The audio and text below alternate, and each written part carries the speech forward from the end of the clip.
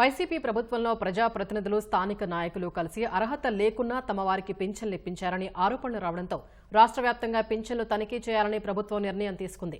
ఈ నేపథ్యంలో గుంటూరు జిల్లా చేబ్రోలు మండలం వేజండ్ల 2వ సచివాలయం పరిధిలో సామాజిక పింఛన్లపై తనిఖీలు నిర్వహించారు. సచివాలయం పరిధిలో మొత్తం 650 మంది పింఛనుదారులు ఉండగా 18 బృందాల ఆధ్వర్యంలో తనిఖీలు నిర్వహించారు. తనిఖీలు చేసే ప్రాంతంలో డీఆర్డీఏ పీడీ విజయలక్ష్మి పర్యటించి పర్యవేక్షించారు. ఈ కార్యక్రమంలో తెనాలి డీఎల్డీఓ కుసుమ శ్రీదేవి పాల్గొన్నారు. 18 టీములు చేస్తున్నారు వెరిఫికేషన్. ఇది వాళ్ళు టీం వాళ్ళే ఏదైతే వాళ్ళ కేటగిరీ ఆఫ్ పెన్షన్ ఉందో ఆ నామ్స్లో ఉన్నాయా లేదా అని చెక్ చేసి వాళ్ళే యాప్లో చేస్తారు.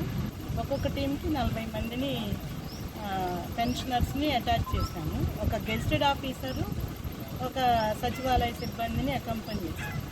అట్లా ఇప్పుడు వెరిఫై చేశారు కదా మేడం, ఏమన్నా ఇన్ఎలిజిబుల్ ఏమన్నా? అది మాకు తెలియదండి, టీం వాళ్ళే చేస్తారు. మేము ఊరికే సూపర్ చెక్ చేస్తున్నాం. టీం లీడర్ ఎవరైతే ఉన్నారో గెజిటెడ్ ఆఫీసర్, ఆయన ఓన్ ఒపీనియన్ని చూసి యాప్లో చేస్తారు.